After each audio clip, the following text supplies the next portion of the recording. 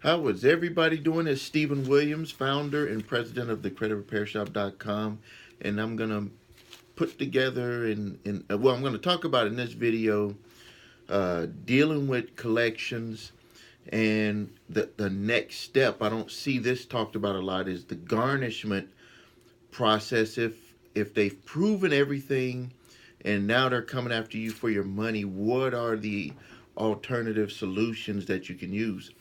And before I get started, this is a client's folder. I'm not gonna can't tell you the person's name, but I can tell you that within this folder, we've been assisting this client with several thousands of dollars worth of bad credit card debt. And due to this individual situation, they wasn't able to do anything to this person, but most people aren't in this situation. But just to let you know, the amounts on here is over. At one time, it was over $150,000. We've been able to get that down into a manageable level into the 30s, and now we're trying to finish off this file. But the point that I want to make on this is that individuals that are in certain situations don't have certain alternatives, and especially the alternative that this particular client had. We don't see this a lot with regular customers that we have. Uh, the garnishment laws, now, just to back up a little bit, this is when they've gotten a judgment and the collection agency or the original creditor feels that there's some way that they can collect money from you. If you have a job, it's going to be very easy for them to go to court and put a garnishment order in and start garnishing your wages from your paycheck. Now, some states don't allow it, so if your state doesn't allow it, this isn't something that you're going to have to look up, because if your state doesn't allow it, they're not going to even attempt to do it to you, because that, the collection agency and the original creditor has to go by the laws of your state. So, but this video is really for people that are living in states like mine and others that can be garnished. And once it goes to uh, the process of getting a judgment, every state has a period of time that you can go back into court if they got a default judgment, you didn't show up, or if you want to appeal the judgment that they got.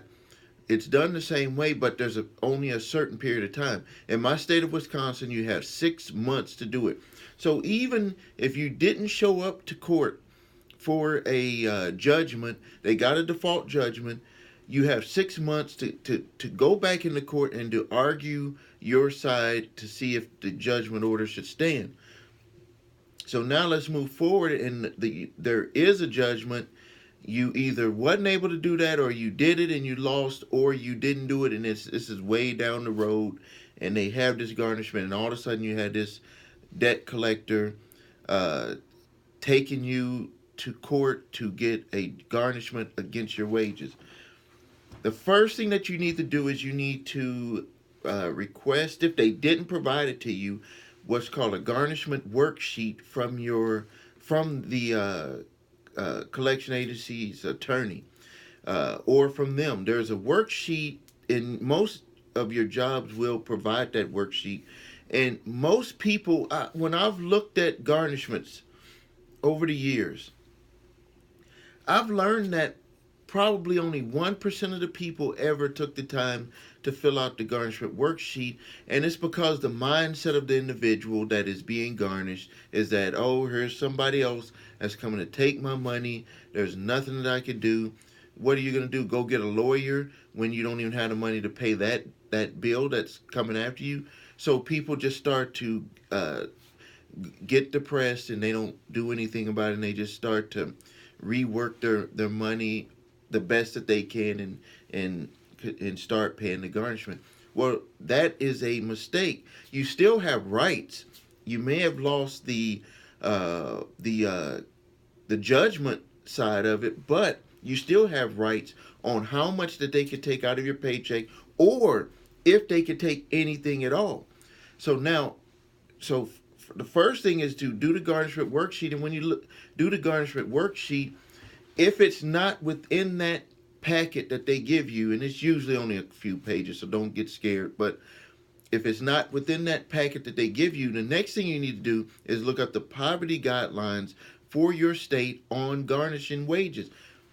They, in my state of Wisconsin, I would say that almost every garnishment, probably 98% of the garnishments that came down for my clients, that we, by sending a simple letter after looking at the poverty guidelines for the state of Wisconsin, that all the garnishments were stopped. They were ceased. They could not take a penny from that individual or from that family.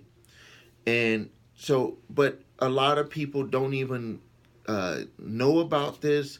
Uh, the lawyers aren't going to tell you about it because they're working in the interest of their client or themselves to get the money for the debt. So, what they'll usually do is send that packet to your job, to the human resources department of your job, and then it's for them to contact you and tell you about the garnishment. But usually, what happens, it's like the, if you can imagine this conversation between the human resources department and that individual that's going to be garnished, it basically goes like this.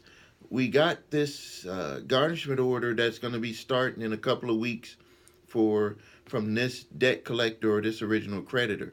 That's basically how the conversation goes, and the person says, okay, thank you for notifying me, and they don't want to go into their personal situation. I would think that it would be the job of the employer of the human resources department or the owner of the company to talk to the employee and say, you know, these are some alternatives that you have. But maybe it's just this is outside of their knowledge base, and they don't even know to give you that information. They're just, because also, and I've gotten garnishment orders from people that work for one of my companies where I had to take money out of that individual's paycheck and send it to that company. And uh, when I got those, basically when I, you know, gave it to them, I must admit that, and these are not people that work for my credit company, but when I got the information to them for my other business, or we got the information over to them, we really, it's, you don't really want to get into people's personal situations. So I think that I've probably even felt that it wasn't uh, my you know, something that I needed to get into with them, you know, that that was personal information.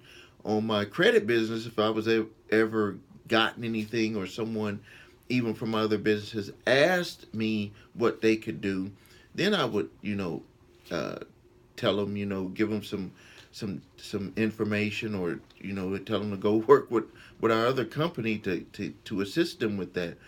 So I could even see, when I'm thinking back to situations that has happened with my other companies, where I had to sign off on money that's going to be taken out of someone's check for garnishment. Um, that, you know, that situation has came up, and that I didn't even really go into it with them because I felt that it was very personal. So maybe that's really the reason. But I've also seen where people were not aware, and when I got the packet from the company that was doing the garnishment, I always gave that information to those employees, to let them know that they do have rights. I made sure that I did get that to them, but it can be very personal. So if you find yourself in that situation, this is what you should do to at least look at your alternatives before you end up paying out the money. There's always either ways to shorten it, to reduce the amount that's coming out of your check, or there's ways to actually stop the garnishment.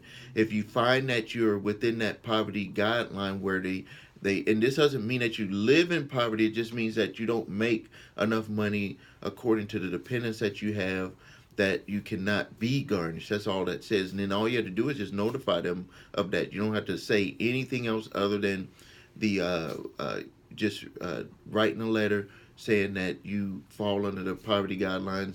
You need to state the year. So the poverty guidelines for the state of Wisconsin, 2019 or 2018, 2019, or for whatever your state is, and then they will follow that. I've seen garnishment stop immediately due to that, and money will be sent back to you. You can request to have the money sent back to you if they have been garnishing your wages. They would have to send all of it back to you if you did not fall under the guideline. And that's because they legally have to tell you that, but people don't ask it, so they don't tell. Let's see, before I finish out, I wanted to talk to you about something to make you more aware of, so you can kind of move forward, because when people have financial problems, these are strategies, but you have to have strategies to bring in more money. Like, a lot of things are not going to be solved unless you first learn to budget the money that you have, and then next learn to bring in more income. And that's can be done by various ways of figuring out ways that you can invest, starting a small business on the side, or moving up with the company that you're currently working with, making yourself more valuable. Those are three ways that you can increase your income. But I think that this is a great analogy on how you can relate success with situation that you may be in. And this is not something that I made up. This, if you watch Bob Proctor, he has videos on YouTube, and look at the terror barrier, where you're changing paradigms in yourself. Paradigms are habits that we have. So now, if you think of the feeling that you have when you get that letter or that summons to go to court, and you know that they're going to get a judgment. So you have that fear that you have. It's like, they're going to take my money. Even if you don't care, you still have a fear of, like, they're going to be taking your money. You got this over your head. It's like a feeling that you have. Did you know, and I didn't even really become aware of this, but to become successful, that same feeling will come up when you attempt to do something successful. I'm not talking about just writing your goals down on a piece of paper and looking at them and not doing nothing. When you try to take action to change your life, that exact feeling, that fear that you have on this side of something that's happening to you that you have no control of, on the other side, that same feeling will pop up on something when you're trying to be successful, because inside our body, you don't know and have control over yourself. Well, you don't think you have control, but of becoming successful, it's like, I don't know what's going to happen. I don't know how it's going to happen. But all of these feelings and doubts are popping up. So it's actually, when we deal with things, good or bad, it's the same feeling. And what I've learned to do is, you got to let the feeling just flow through you and out of you. You do not hold it in.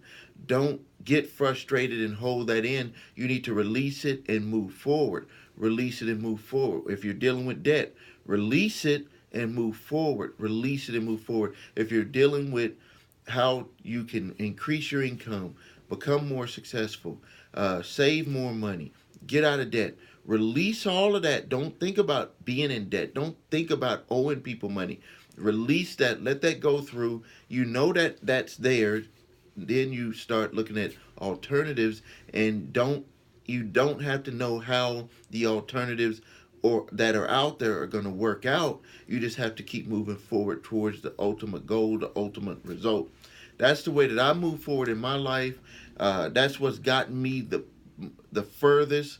And now that I even understand it even more, very good things happen to me. Very positive things on with my health, personal level, with family, business level.